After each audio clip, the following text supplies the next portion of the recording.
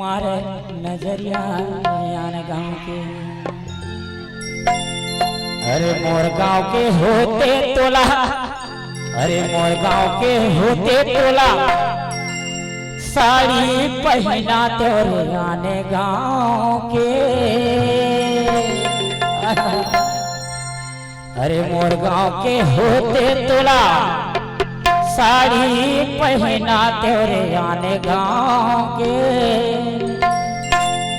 अरे आन गांव के तुरी मारे नजरिया रे आन गांव के, आन गांव के तुरी मारे नजरिया रे आन गांव के।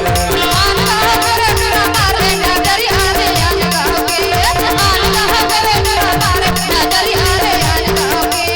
आन गांव के रे आन गांव के, आन गांव के रे आन गांव के, आन गांव के रे आन गांव के रे आन गांव के। कमलेश साउंड की लहारी।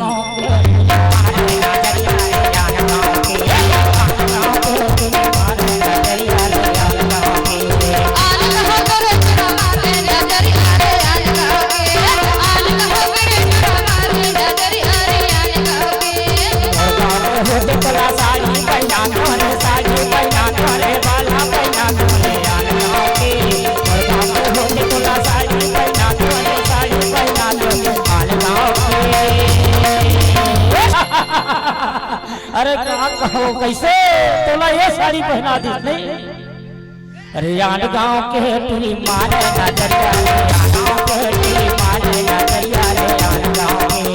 आन गांव के तुरा मारे नजरिया रे आन गांव के, आन गांव के तुरा मारे नजरिया रे आन गांव के।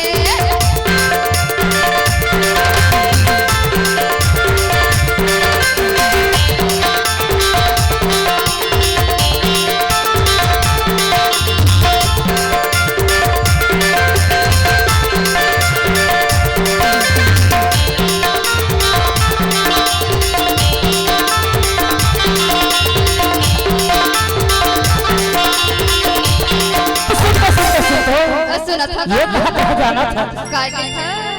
काया के पेड़ में ना